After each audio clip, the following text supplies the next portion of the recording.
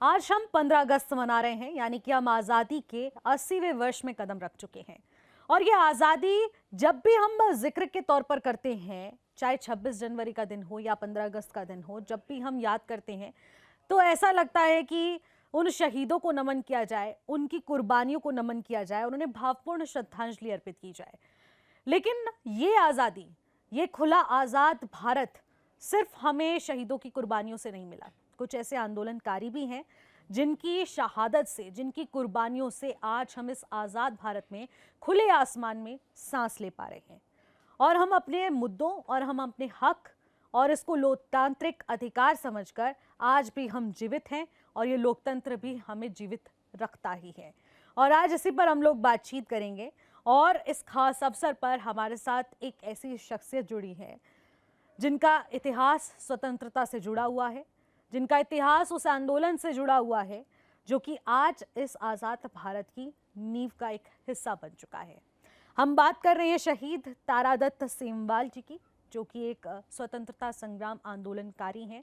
उनके पोते राजेंद्र सेमवाल शास्त्री जी आज हमारे साथ मौजूद है। बहुत बहुत स्वागत करूंगी सेमवाल जी आपका। धन्यवाद। एन 24/7 का हार्दिक आभार है जिन्होंने ये हृदयास्पद मुद्दे को छुआ है। आपने स्वतंत्रता के जो आंदोलन में शहीद हुए हैं, जिन्होंने अपना योगदान दिया है, आपने हमें बुलाया, आपका बहुत बहुत धन्यवाद। मेरे दादाजी स्वतंत्र संग्राम सेनानी स्वर्गीय श्री तारादत्त सेमवाल जी ग्राम सरनोल पट्टी ठकराल जनपद उत्तरकाशी के निवासी हैं और शुरुआत 30 मई 1930 को उत्तरकाशी की तत्काल टिहरी रियासत से हुआ। इनका जो आंदोलन है तिलारी कांड से शुरू हुआ था। टिहरी का जो राजा था उसकी सेनाओं ने तिलारी स्थान है वहाँ पे गोलियाँ चलाई, तो वहाँ से मेरा दादा और अपने साथियों सहित नदी में कूद करके 1 किलोमीटर तैर करके यमुना नदी में अपनी जान बचाई। उनके साथ और भी निहत्थे आंदोलनकारी थे, जिसमें से 200 आंदोलनकारी वहीं नदी में समाप्त हो गए थे। आज़ाद पंचायत के संस्थापक मेरे दादा स्वतंत्रता संग्राम सेनानी तारादत्त सेमवाल थे। और जब अधिकारियों की दमनकारी नीति, अधिकारियों ने, राजशाही ने वन अधिकार छीन लिए, वनों पर कर लगाना शुरू कर दिया, क्योंकि उनको अंग्रेज़ों को पैसा पहुंचाना था अपनी रियासत को सुरक्षित करने के लिए। तो राजा लोग जो है जनता का खून चूस करके, जनता से टैक्स ले करके, जनता को प्रताड़ित करके उस टैक्स से जो पैसा आता था अपनी अय्याशियों पे खर्च करते थे और या तो अंग्रेज़ों को देते थे। तो यहाँ से मेरे दादाजी ने अपने पूरे रवाई घाटी के लोगों के साथ मिलकर के एक प्रजा मंडल की स्थापना करी, जिस प्रजा मंडल ने जो है उन दमनकारी नीतियों का विरोध किया। और जब वहाँ से उन्होंने विरोध शुरू किया तो बोलते तो ये हैं कि राजा स्वयं अपने आप यहाँ नहीं था, कहीं विदेश में थे, किंतु विदेश में भी थे तो राजा के आदेश के बिना कैसे निहत्थों पर गोली चली वहाँ पे। जितना बड़ा जलियांवाला बाग कांड है, जलियांवाला बाग कांड तो देश का आंदोलन था। तिलारी कांड जलियांवाला बाग से भी ज़्यादा खतरनाक है। जब उसकी हम गीतों में सुनते हैं, अब तो खैर लिपिबद्ध कर दिया हमारे लोगों ने, लिख लिया, कि किंतु उस समय किसी कुछ नहीं करने दिया, अखबारों में नहीं छपी। आजकल की आज़ादी थोड़ी थी, 1930 में, 30 की बात है, तब अंग्रेज़ों की और राजा की जो दमनकारी नीति थी उसके आगे किसी की कलम नहीं चलती थी, किसी का पेपर नहीं चलता था, जो उन्होंने बोल दिया वही सत्य माना जाता था। तो ऐसी स्थिति से मेरे दादाजी निकले उस आंदोलन से, प्रजामंडल आंदोलन से। फिर वो भारत का अंग्रेजों भारत छोड़ो आंदोलन, उन आंदोलनों से जुड़ गए। और महात्मा गांधी का जो सत्याग्रह नमक आंदोलन था उसमें भी मेरे दादाजी का पूरा सहयोग रहा। मेरे दादाजी पूरी कहानी हमको सुनाते थे कि ऐसे ऐसे हम इस देश को आज़ाद किया, ऐसी लड़ाइयाँ लड़ी, अंग्रेज जो हमको और गुलाम। उस वक्त आप कितने साल के थे? जब मेरे दादाजी का देहांत हुआ तो मैं उस समय 15-16 साल का रहा हूँगा। लेकिन छोटे से मैं अपने पिताजी का सबसे बड़ी संतान हूँ, तो मेरे पिताजी माँ जी अपने कामों में व्यस्त रहते थे। मेरा लालन पालन छोटे से दादाजी ने ही किया। मुझे खूब याद है जब पूजा करने जाते थे, मेरे दादाजी तंत्र के विशेषज्ञ भी थे। और एक बात बता दूं मैं आपको भाटिया मैडम जी, मेरे दादाजी जो है जब वो उसमें रहे, अंग्रेज़ों के डर से और राजा के सिपाहियों के डर से जो है मेरे दादाजी जौंसार में रहे और जौंसार में नदियों के किनारे शमशान घाटों में साधना करी 6 साल तक। 6 साल तक जो है शमशान घाट में साधना करी और मंत्र की सिद्धि थी उनकी, इतनी सिद्धि कर ली थी उन्होंने कि बकरी बनाते थे आटे की और उसको घास खिलाते थे। और सामने से जो है अगर जिंदा बकरा, जिंदा मुर्गा, जिंदा सूअर, हमारे यहाँ अष्टबली हुआ करती थी, वो तो मेरे सामने हुई। अष्टबलियाँ हुआ करती थी जब गांव में जो है रक्षा कवच बांधते थे तो 8 बलियाँ मारते थे। उसमें कुखड़ा होता था। हमारी परंपरा है, उसमें कोई उसकी बात नहीं है, शर्म की बात नहीं है। हमारे यहाँ अभी भी है, कहीं कहीं अभी भी बलि प्रथा हम लोग बंद कराए हैं। वो मैंने ही बंद करवाया, बजाय 2003 में मैं वहाँ BDC मेंबर हुआ तो हमने अपने गांव में बलि प्रथा समाप्त करवाई, क्योंकि मैं पहले 50-50, 100-100 बकरे करते थे। तो मेरे दादाजी जो है इतना बड़ा बकरा होता था, इतना बड़ा सूअर होता था, उसको जो है उस मंत्र से वो अचेत हो जाता था। ऐसे मंत्रों में सिद्धि है, क्योंकि मंत्र अपने आप में अणु परमाणु हैं। जैसे अणु और परमाणु से बम बनता है, ऐसे ही शब्दों से एक वलय बनता है, उस वलय से हम जो काम करा सकते हैं। तो मेरे दादाजी इतने सिद्ध थे, क्योंकि 6 वर्ष तक घर में आते थे तो जेल की चक्की पीसनी पड़ती थी, वहीं साधना करी उन्होंने। और घर में जो है राजा ने, जो मैं आपको भी दिखा रहा था, इस पुस्तक में दिखा रहा था, ये हम लोग ये रेणुका टाइम से मेरे दादाजी रेणुका माता के पुजारी हैं हम लोग। ये मंदिर हमारे यहाँ सरनोल में रेणुका माता का है। तो जो इसमें भी छपा है, कई पुस्तकों में छपी है। फिर उनकी वो कहानियाँ, उनकी पत्नी को जो है कुड़क कर दिया मेरी दादी जी को। जो पहले दादी थी मेरी, वो दूसरी शादी हुई मेरे दादाजी की, वो जुर्माना लगाया है, जुर्माना पे नहीं कर पाए और वो घर में केवल एक पत्नी थी। तो उन आताताइयों ने, अब अंग्रेज़ों के सिपाही बोलेंगे हम उनको, तो राजा के सिपाही, राजा ने भी बड़ा अत्याचार किया है, लेकिन इसीलिए आज उसका कुछ नहीं है। एक घर 1 लख पूत 1.25 लख नाती, तारा भनकर दिया न बाती। आज उसके घर में कोई बत्ती दिलाने वाला नहीं। जब तक ये चल रही है हमारे सांसद, तब तक चल रही है। इसका भी जब समय आ जाएगा तो यहीं तक समाप्त है ये। हाँ, लेकिन इसी के साथ ये भी जानना चाहूँगी मैं आपसे कि आप देखिए बहुत छोटे रहे हैं उस वक्त, लेकिन आपका लालन पोषण पूरा दादाजी ने ध्यान से किया है और आपको अच्छे संस्कार, क्योंकि बड़े बुजुर्गों के संस्कार हमेशा आगे जीवन को कामयाब बनाते हैं और कहीं ना कहीं आपकी नींव भी वही रखी गई है। तो मैं आपसे जानना चाहूँगी कोई ऐसा किस्सा, कोई ऐसी कहानी जो आपको दादाजी ने या फिर आपके माता पिता ने दादाजी से जुड़ी कुछ बताई हो, उनकी आंदोलनों से जुड़ी, जिसको सुनने के बाद आपके वाकई में रोंगटे खड़े हो जाते हो। हाँ बिल्कुल, उन्होंने हमको सुनाते थे, यही किस्से सुनाते थे वो, जौनसार वाले किस्से। जब वो भूमिगत रहे, ये कुछ समय के किस्से भी सुनाते थे। और उन्होंने हमें ये महात्मा गांधी का जो सत्याग्रह नमक आंदोलन था, उसके किस्से भी सुनाते थे कि हम लोग रात भर चलते थे, दिन भर चलते थे। हम लोगों का जो आंदोलन था अहिंसा तक, लेकिन हिंसा, उन्होंने ये भी बोला मेरे से कि साम दाम दंड भेद सठे साठ्यम समाचरित। मेरे दादाजी बोलते थे कि जो जैसा करता है उसके साथ ऐसा व्यवहार करो। महात्मा गांधी के जैसे नहीं कि ये गाल पे थप्पड़ मार दी, दूसरे गाल को करो। अगर सुभाष चंद्र बोस नहीं होता, चंद्रशेखर आजाद नहीं होता, हमारा देश आजाद नहीं होता। लेकिन उन्होंने तो महात्मा गांधी के साथ भी नमक आंदोलन किया, तो उस वक्त क्या कुछ चुनौतियां रही होंगी? क्योंकि उनके कुछ अलग संस्कार, हाँ, उनके महात्मा गांधी कुछ के अलग अलग उनके लेकिन उनको संस्कार। ये था कि देश को आज़ाद करना था। उनके अंदर ये संस्कार था कि कहीं ना कुछ भी कुछ करना पड़े। उनके यहाँ भी जैसे वो महात्मा गांधी करते थे बात, कि नहीं अहिंसा की बात करते थे, तो दादाजी को जो है वहाँ से भी जो है उनसे वो थी कि भाई अहिंसा से ही जो है हमारा देश आज़ाद नहीं होना, हमें हिंसा करनी पड़ेगी। अगर जब तक हिंसा नहीं उठेगी, जब तक लठने बजेंगे, तब तक जो है अंग्रेज यहाँ से भागने वाले नहीं हैं। क्योंकि वो महामूर्ख हैं, महादैत्य हैं। तो उनके साथ, दैत्यों के साथ तो जो है शास्त्र से भी और शस्त्र से भी लड़ना पड़ेगा। आज भी हमारे देश में ऐसी स्थितियां हैं जो है कहीं शस्त्र की आवश्यकता है। तो मेरा सभी आपके दर्शकों से निवेदन है कि अपने बच्चों को जो है शास्त्र के साथ, इंजीनियर डॉक्टर के साथ उनको जो है शस्त्र की भी शिक्षा दो, उनको जो है हथियार चलाना भी सिखाओ। क्योंकि अब ऐसा समय आ रहा है कि कहीं ना कहीं जो है सबको सैनिक बनना पड़ेगा। मोदी जी ने एक बहुत अच्छी योजना शुरू करी, अग्निवीर वाली योजना, कि हर व्यक्ति को जो है सैनिक होना चाहिए। और हर व्यक्ति सैनिक होगा तो संस्कारी होगा, और हर व्यक्ति संस्कारी होगा, उसको देश की सेवा की इच्छा, राष्ट्र की सेवा की इच्छा उसके अंदर जागृत होगी। बिल्कुल, देखिए आपने सही ज़रूर कहा है, लेकिन कई लोग इस योजना से भी संतुष्ट नहीं है। उन्हें लगता है कि हाँ, लेकिन राष्ट्रभक्ति एक अपने आप में बड़ी चीज़ है और राष्ट्रभक्ति बहुत ज़रूरी भी है, बहुत ज़रूरी है। लेकिन मैं आपसे भी ये चीज़ जानना चाहूँगी कि आखिरकार आपको कैसे ये सच्ची राष्ट्रभक्ति की परिभाषा कब होश में आए और कब समझ आई? क्योंकि कहीं न कहीं इतिहास जुड़ा हुआ है। महात्मा गांधी के साथ जो आज हमारे राष्ट्रपिता हैं और उनको पूजा जाता है, उनको सम्मानित किया जाता है, हर एक नोट पर उनकी तस्वीर है, उनका सम्मान होता है। तो आखिरकार उस समय उन्होंने उनके साथ मिलकर ये आंदोलन किया, एक बड़ा सत्याग्रह छेड़ा, नमक आंदोलन किया और बहुत सारे आंदोलनों में अपने हिस्सेदारी रखी। तो आखिरकार आज के परिप्रेक्ष्य में मैं जानना चाहूँगी कि सच्ची देशभक्ति, राष्ट्रभक्ति क्या है?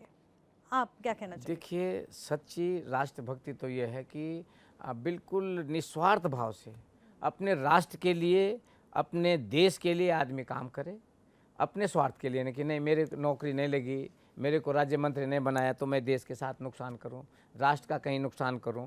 ये तो सबसे बड़ी दुष्टता है, जो कि मेरे दादाजी ने भी मेरे को बोला। दादाजी ने जो है, दादाजी बोलते थे कि महात्मा गांधी जी की कई बातें हमें समझ नहीं आती थी, किंतु देश के लिए, बाहर के लिए हमको एक होना चाहिए। जैसे आपने अभी जब ताशकंद में कोई एक बैठक हो रही थी तो सोनिया गांधी के समय क्या राजीव गांधी के समय अटल जी को भेजा, अटल जी विपक्ष में थे। तो ये बहुत बड़ी बात है कि हम जब देश की बात आती है तो हम सब एक हैं, कोई कांग्रेसी नहीं है, कोई हिंदू नहीं है, कोई मुसलमान नहीं है। देश की सेवा के लिए पूरे ही इस राष्ट्र के लोगों को एक होकर के लड़ना चाहिए। देखिए महात्मा गांधी ने भी आंदोलन करा, आपके दादाजी भी उस आंदोलन में शामिल रहे हैं। उन्होंने एक परिकल्पना करी थी कि आज़ाद भारत कैसा होगा। हालांकि वो शहीद हो गए, वो स्वर्गवास हो गए, लेकिन उन्होंने जो सपना देखा था और आज के दौर में उनकी ये तीसरी पीढ़ी है जो आप हैं, क्या आप समझते हैं कि जिस चीज़ की परिकल्पना उस वक्त की गई थी आज वो साकार होती हुई दिख रही है 2026? हाँ, साकार तो है। देखिए कहाँ उस समय जो है हम विदेशों से सामान खरीदते थे, ठीक है ना। विदेशों से यहाँ गेहूँ भी आया, गेहूँ के साथ एक ऐसी बीमारी है वो गाजर घास। वो गाजर घास जो है वो उस जगह पे कुछ उगेगा ही नहीं। तो पहले तो हमारे देश में कुछ नहीं था, विकास था ही नहीं, कुछ नहीं। अब हम यहाँ से निर्यात कर रहे हैं और आज हमारा भारत जो है विकास की ओर है। उस समय कुछ नहीं था, हम लोग गुलाम थे। तो गुलाम अब तो जो है हमारा भारत बहुत आगे बढ़ रहा है और 14 से तो और ही ज़्यादा बढ़ रहा है जब से मोदी जी के हाथों में आया है। थोड़ा धर्म के लिए, सनातन धर्म के लिए, क्योंकि हमारा जो भारत गुरु है पूरे विश्व का, वो इस हिंदू धर्म से और वेदों से, 4 वेदों से, शास्त्रों से, उपनिषदों से, क्योंकि हमारे जो सनातन धर्म हिंदू धर्म में है वो प्रकृति की पूजा सिखाई है। अभी मैं आपसे चर्चा कर रहा था, ये गंगा यमुना की बात कर रहा था। मोदी जी ने गंगा के लिए नमामि गंगा बनाया, तो हमने आंदोलन किया कि यमुना भी नमामि गंगा में शामिल होना चाहिए। मानी मोदी जी ने और त्रिवेंद्र राव जी ने हमारी बात भी मानी और नमामि यमुना को भी जो है नमामि गंगा में शामिल कर दिया। तो हमारे सनातन धर्म में, हमारे ग्रंथों में पहले ही पूजा करी सिखाई हुई है। अभी जब हमारे यहाँ ये पितृ श्राद्ध आते हैं तो पितृ श्राद्धों में नदियों को, नालों को साफ करते हैं और 15 दिन तक वहाँ पितरों को तिलांजलि देते हैं, तर्पण देते हैं, तिल को पानी के साथ मिला करके। आपकी अगर गांव से जुड़ी हैं तो जो भी गांव के लोग हैं, जो भी सनातन पुराने लोग हैं, तो हमारे सनातन धर्म में 15 दिन तक नदियों की सफाई, पितरों के लिए तर्पण किया जाता है। उसके बाद 9 दिन तक जो है नवरात्रि का त्यौहार आता है, साधना का त्यौहार आता है। साल भर में 2 बार नवरात्रि आती है। उस समय एक समय भोजन करना है, साधना करनी, क्योंकि हमारा जो पाचन तंत्र है वो भी उसको आराम मिलना चाहिए। क्योंकि जैसे सर्दी आई, ये बरसात गई और सर्दी आई, तो 9 दिन तक कम से कम हमारा शरीर को आराम मिलेगा, व्रत रहेगा और उस समय हम फलाहार करेंगे तो हमारा पाचन तंत्र ठीक रहेगा, है ना। और ऐसे ही फिर जो है चैत्र की नवरात्रि है, चैत्र के महीने जो है गर्मी समाप्त होती है, सर्दी आती है, 9 दिन तक साधना करनी पड़ती है। तो हमारा सनातन धर्म विज्ञान है, पीपल को पूजना है, पीपल से ऑक्सीजन बनती है ना, और प्राणायु बनती है। जल की पूजा अग्नि की पूजा सिखाई है, पृथ्वी की पूजा, पृथ्वी का गंदा नहीं करना है। लेकिन यहाँ कानून नहीं बन रहे। जैसे विदेशों की आप बात कर रहे थे, विदेशों में क्लीन है, यहाँ पे कड़ा कानून बनना चाहिए। अभी तक मोदी जी ने बना तो दिया गंगा को, लेकिन अभी तक जेल में कोई नहीं गए। अगर 10, 12, 15 लोग जेल में जाएँ, कानून बन जाते हैं, लेकिन उनका पालन नहीं होता है। ये आप लोग सब उठाएं, इस मुद्दे को बढ़ाएं कि भाई पालन होना चाहिए। बिल्कुल, देखिए समझने की ज़रूरत भी है। लेकिन अगर हम प्रकृति से इतना प्रेम करते हैं, प्रकृति को ही अगर हम पूजें, तो प्रकृति ही सब माँ कुछ है, है। बिल्कुल। यादी भी सर्वभूतेषु प्रकृति रूपेण संस्थिता, वही है बिल्कुल, बिल्कुल। प्रकृति। देखो सब कुछ ही प्रकृति, और प्रकृति से हम हैं और हमसे प्रकृति है। कहीं न कहीं हम लोग सब एक साथ जुड़े हुए हैं। आएँगे और बहुत सारी बातें करेंगे, बहुत सारे किस्सों का भी ज़िक्र करते हैं। और आज हम ये खास कार्यक्रम कर रहे हैं, इस खास उपलक्ष्य में 15 अगस्त के इस विशेष कार्यक्रम में। और ये कार्यक्रम भी उन्हीं शहीदों की कुर्बानियों को समर्पित है, वो उन आंदोलनकारियों को समर्पित है जिनकी शहादत से, जिनकी कुर्बानियों से आज हम इस आज़ाद आसमान में खुलकर सांस ले पा रहे हैं। रुक करते हैं वापस हमारे आज के खास मेहमान शहीद तारादत्त सेमवाल जी के पोते राजेंद्र सेमवाल शास्त्री जी आज हमारे साथ चर्चा में बने हुए हैं। शास्त्री जी, ब्रेक से पहले भी हम बहुत सारी चर्चा कर रहे थे, अब थोड़े से किस्सों का भी बात कर लेते हैं, जिक्र भी कर लेते हैं कि आखिरकार दादाजी के क्या कुछ अनूठे किस्से रहे हैं जिससे बहुत सीख लेने की ज़रूरत मिलती है और आज के युवाओं को खासकर वो सीख अपनानी चाहिए, सीखना चाहिए। देखिए, मैंने तो जो उनकी सीख एक जीवन में ली है, मेरे दादाजी बोलते थे सरकारी नौकरी की बात। मेरे पिताजी कोई सरकारी नौकरी ज्वाइन कर रहे थे, तो मेरे दादाजी ने बोला कि नौकर की जो जड़ होती है वो पत्थर के ऊपर होती है, सबसे बड़ा किसान का बेटा है, किसान के बेटे ने कभी नहीं आ रहा, तुम अपना घर में काम करो, छोड़ो उस नौकरी को। तो मेरे सामने मेरे दादाजी ने एक मेरे पिताजी की नौकरी छुड़ाई। उन्होंने कहा बेटा तो वो है जो घर में, मतलब पहले देखो स्वावलंबन की बात करते थे वो लोग, जो पहले के लोग थे वो स्वावलंबनी की बात करते थे और स्वरोजगार की बात करते थे। जो आजकल के जो बच्चे पढ़ रहे हैं बेरोजगार हो रहे हैं, या तो गुंडे बन रहे हैं या नशेड़ी बन रहे हैं। तो मेरे दादाजी ने जो मेरे अंदर, मैंने भी एक नौकरी ज्वाइन करी, 2 साल तक नौकरी करी, मैंने भी रिजाइन दे दिया। मेरे अंदर वो दादाजी का ही गुण था कि मैं बच्चे समाज सेवा करूं, और हमने भी अपने यहाँ आंदोलन किया, उत्तराखंड आंदोलन किया अपने क्षेत्र के लिए। ये जो अभी आप जानते हो कि बंशीधर तिवारी जी मेरे यहाँ एसडीएम हुआ करता था, मैं आंदोलन में बैठा, वहाँ धरने में बैठा था अपने लोगों के साथ, बड़कोट में एसडीएम थे, फर्स्ट ज्वाइनिंग थी इनकी, अभी महानिदेशक हैं आपके इस सूचना विभाग में ही। तो इन्होंने बोला अरे कहाँ सेमवाल जी, इनके जब परेशान इतने लोगों को कहाँ ढोल बनगाड़े, इनको ले जाओ आप, हम करा देंगे। तो इन्होंने बेचारों ने वहाँ पे हमारी सारी व्यवस्था कराई। तो आंदोलन की मेरे अंदर वहीं से शुरुआत है।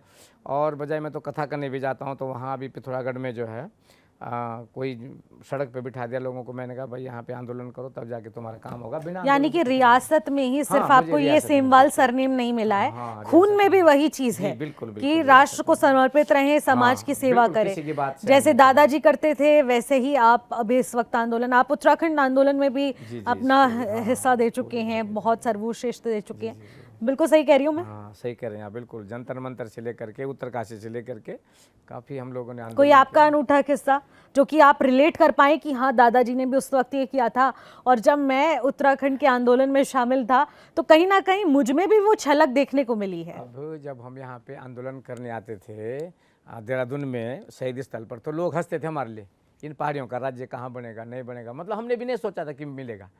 लेकिन जब वो 2 अक्टूबर का किस्सा जब हुआ, मुलायम सिंह ने जो किया, वो बड़ा दर्दनाक किस्सा है।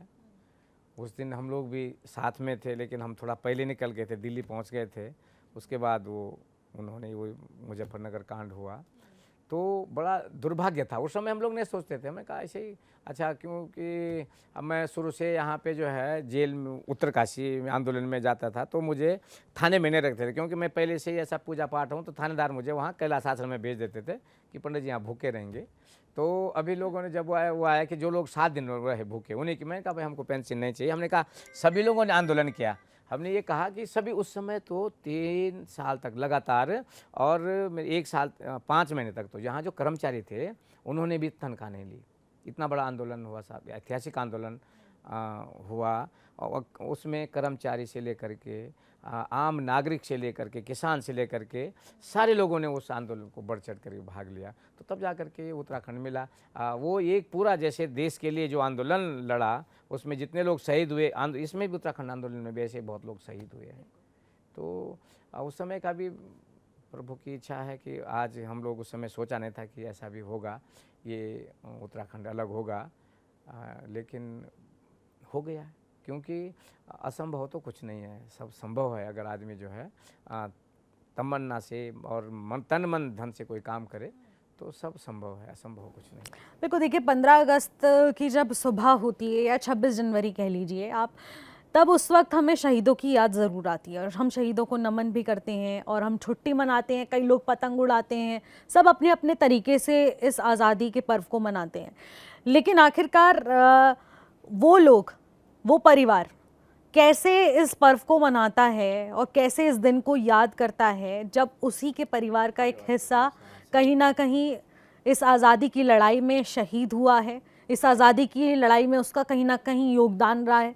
उस परिवार की वो स्वतंत्रता दिवस, गणतंत्र दिवस की शुरुआत कैसी होती है, मैं जानना चाहूँगी। देखिए, हमारा भी सीना बड़ा चौड़ा हो जाता है कि हमारे परिवार से, हमारे परिवार के बुजुर्गों का जो है इस देश को आज़ाद करने में अपना सहयोग रहा। तो जब 26 जनवरी स्वतंत्रता दिवस होता है तो उस समय हम भी प्रफुल्लित होते हैं और अपने परिवारों के साथ भी उस खुशहाली को हम लोग मनाते हैं। जैसे हम लोग त्यौहार बनाते हैं, दीपावली का त्यौहार बनाते हैं, ऐसे हम लोग इन त्यौहारों को मनाते हैं, क्योंकि वो सफलता की निशानी, सफल हुए वो लोग। अगर असफल हो जाते, देश आज़ाद नहीं होता, आंदोलन किया हम लोगों ने, उत्तराखंड आंदोलन के उत्तराखंड नहीं मिलता, तो हम असफल थे। कहाँ से मनाते हम लोग? यहाँ 9 नवंबर को जो सारे लोग हम लोग उसको मनाते हैं और ये स्वतंत्र आंदोलन मनाते हैं। तो सफलता की हम लोग ये कहानियाँ आपस में बांटते हैं और इसको बड़े अच्छे ढंग से हम सेलिब्रेट करते हैं, सब लोग मनाते हैं। ऐसा ऐसा अच्छा, अब मैं ये आपके ही माध्यम से एक बात कहूँगा कि यहाँ पे हमारा एक संगठन है स्वतंत्रता संग्राम सेनानियों का, और ज़मीन भी सरकार ने दे रखी है,